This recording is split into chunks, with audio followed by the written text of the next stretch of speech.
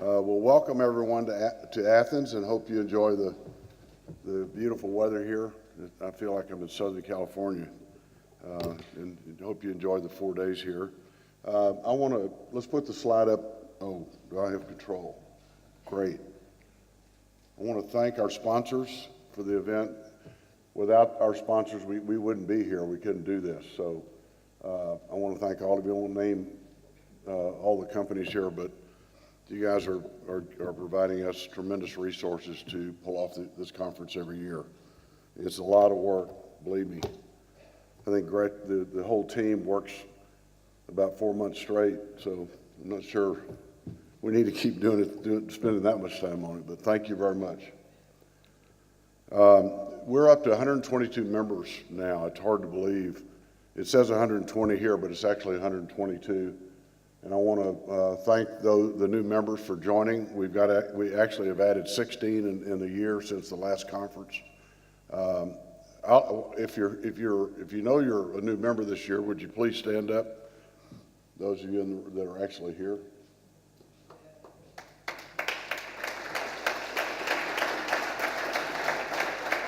Here's the group. I hope it adds up to. I hope it's. Oh, there's 16 up there. Looks like more, but thank you very much for joining. It's amazing how far we've come. One thing I want to remind you, just like Francois did, while we're here, and it's very simple. We have a sacred responsibility, and I mean a sacred responsibility to return our passengers and our crews home every day in better shape than when they left.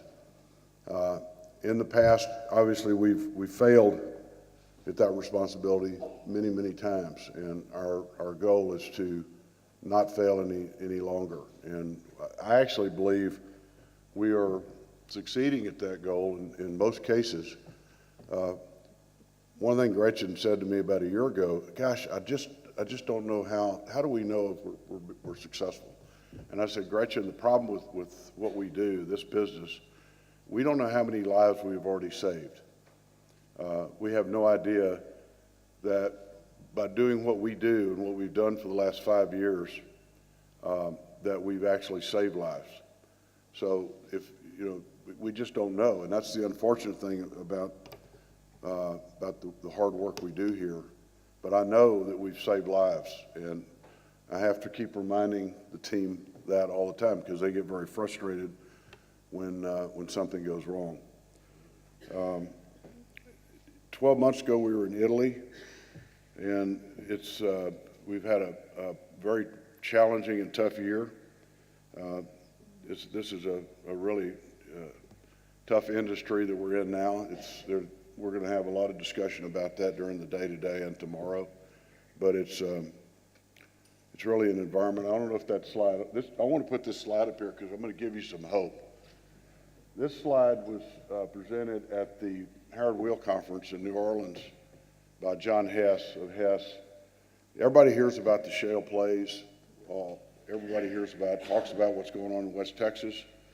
And really, if you go out there to Midland, Odessa, and see what's going on, you just can't believe it. It's like you've landed on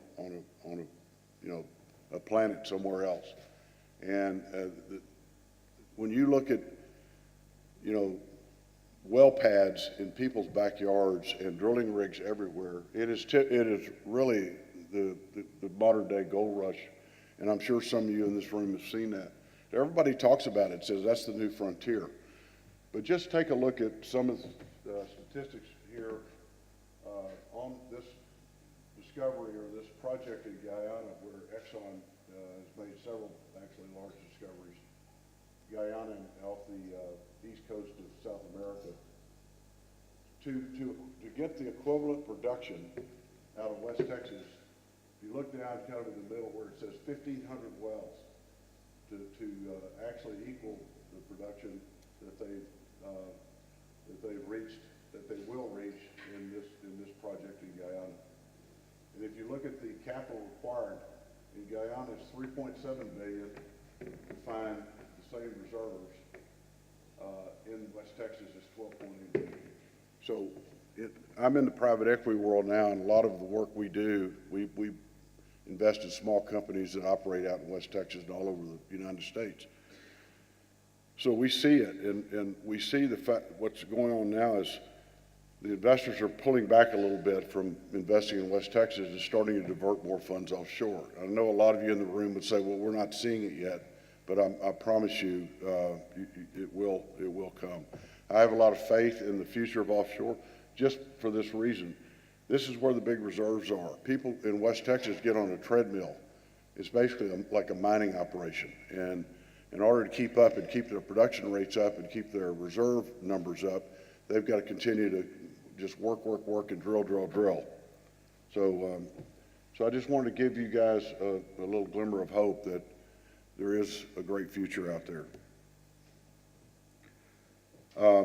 One thing I will do for the I think that's it for my slides. One of the things that I like to do every year for particularly the 16 new members is give you a quick history of HeliOffshore. We actually traced the roots to HeliOffshore back to August 23rd, 2013, when there was a really bad fatal accident in Sunboro involving a 332L2 on final approach to runway 9, a localizer approach to runway 9 in Sunboro, and had multiple loss of lives. At that point, Bristow, CHC, and Bond came together and formed the JOR, the Joint Operator Review. And Duncan Trapp and Tim Rolfe sitting right there were involved. There are probably others in here that were involved. We decided that we're done competing on safety. We've had it. We're going to break the walls down. We're going to start sharing all of our intellectual property and start developing best practices, which we were not doing before. And it's hard for me to describe the kind of relationships we did not have with our competitors at that time. So we broke the walls down, and on September 10th of that year, September 11th actually, we actually formed the JOR, and the JOR, the people involved in it started working on sharing best practices within the Aberdeen community.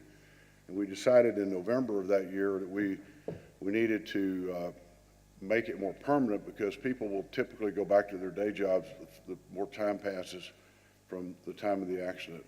So we actually decided in November of 13 to form HeliOffshore. We didn't have the name then. Then we called it the International Offshore Helicopter Association.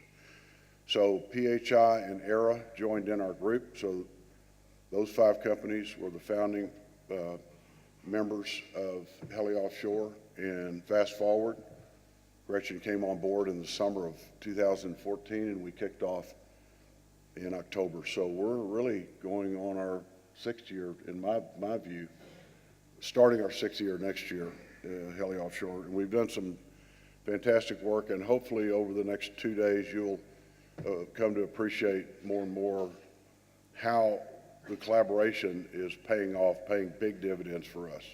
And as I said before, we are saving lives. And I'll just finish by reminding us that it is a sacred responsibility. We don't do this for good business. We do it because we're human beings, and we have, we care about we care about our friends and our families and the people that we're responsible for, and we need to continue to return them safe home every day. Thank you very much.